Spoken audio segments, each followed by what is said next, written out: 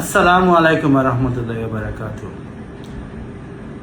আশেপাশে এবং দূর দূরান্ত থেকে যারা এই ভিডিওটি দেখছেন তাদের সবাইকে আমার পক্ষ থেকে ঈদ মোবারক, ঈদুল আজহার শুভেচ্ছা।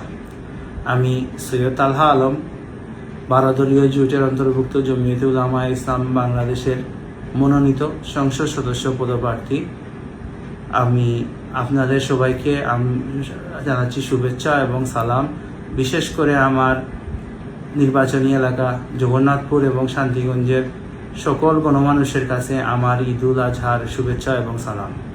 আমি আপনাদের সাথে আছি, অতীতে ছিলাম, ভবিষ্যতে থাকার দোয়া এবং প্রেরণা চেয়ে আপনাদের কাছে আমার এই ভিডিও বার্তা। আশা করছি আগামী ঈদুল আজহা আমরা একটি নির্বাচিত সরকারের অধীনে করব এবং সেই নির্বাচিত সরকারের একটি ক্ষুদ্র অংশ হিসেবে আমরা জমিয়তে উলামায়ে ইসলাম ও জাতীয় সরকারে থাকব। আমার কনস্টিটিউয়েন্টের সবাইকে আমার পক্ষ থেকে জানাচ্ছি যে বিগত 2019 সাল থেকে করোনা, বন্যা, ঘূর্ণিঝড়, আগুন, যে কোনো দুর্যোগে আমি সবসময় আমার পক্ষ থেকে আপনাদের পাশে ছিলাম এবং আগামীতে থাকার অঙ্গীকার করছি।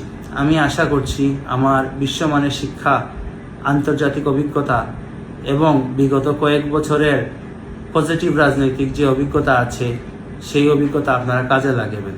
সেই সাথে আমি আমার অঞ্চলের সব রাজনীতিবিদ এবং সবাইকে আহ্বান জানাবো যে আমরা প্রতিহিংসা থেকে দূরে থাকি এবং আমরা প্রতিযোগিতার মাধ্যমে আগামী থেকে একটি সুন্দর, সুজলা সুফলা সুনামগঞ্জ 3 আসন গড়ে তুলি। এই বলে আমি আমার বক্তব্য শেষ করলাম। সবাইকে খুদা হাফিজ। বাংলাদেশ জিন্দাবাদ।